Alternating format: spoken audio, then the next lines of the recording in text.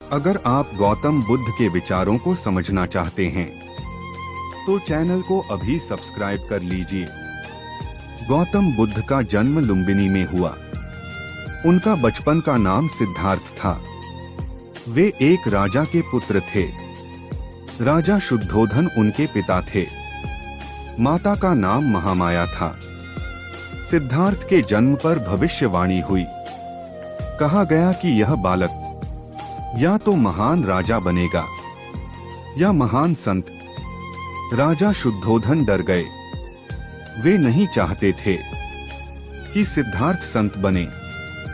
उन्होंने सिद्धार्थ को दुख से दूर रखा, बीमारी से दूर रखा, बुढ़ापे से दूर रखा, मृत्यु से दूर रखा।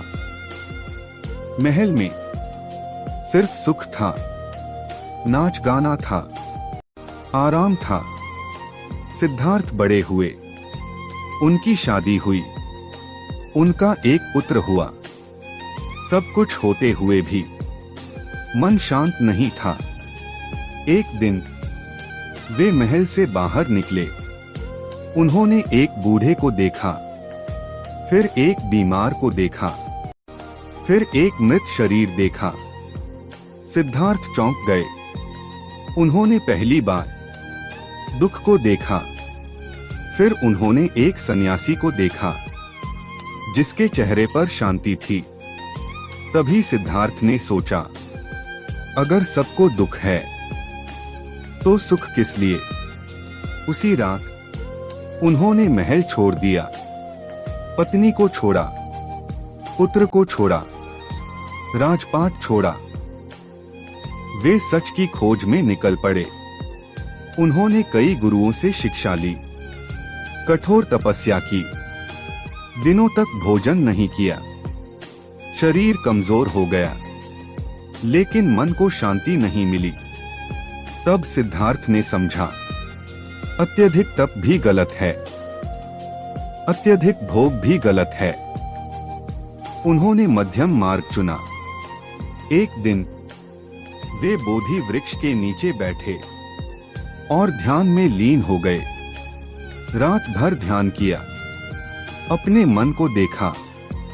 सुबह होते ही उन्हें ज्ञान प्राप्त हुआ। उसी दिन सिद्धार्थ से गौतम बुद्ध बने।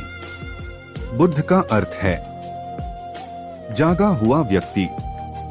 बुद्ध ने कहा, जीवन दुख से भरा है, लेकिन दुख का कारण भी है। दुख का कारण है इच्छा, और दुख का अंत संभव है। बुद्ध ने अष्टांग मार्ग बताया, सही दृष्टि, सही विचार, सही वाणी, सही कर्म, सही जीवन, सही प्रयास, सही स्मृति, सही ध्यान। बुद्ध ने हिंसा का विरोध किया। उन्होंने करुणा सिखाई। वे कहते थे, न कोई ऊंचा है, न कोई नीचा है। जाति से नहीं, कर्म से इंसान बनता है। बुद्ध ने दलितों को अपनाया, स्त्रियों को संघ में स्थान दिया।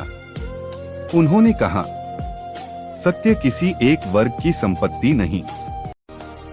बुद्ध राजा के दरबार में भी गए और गरीब की झोपड़ी में भी।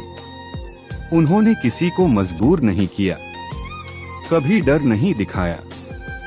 वे कहते थे, अंधविश्वास मत करो, खुद अनुभव करो। बुद्ध ने जीवन भर पैदल यात्रा की, लोगों को शांति सिखाई। 80 वर्ष की आयु में उन्होंने शरीर छोड़ा, लेकिन उनकी शिक्षा आज भी जीवित है। आज भी गौतम बुद्ध शांति का प्रतीक हैं।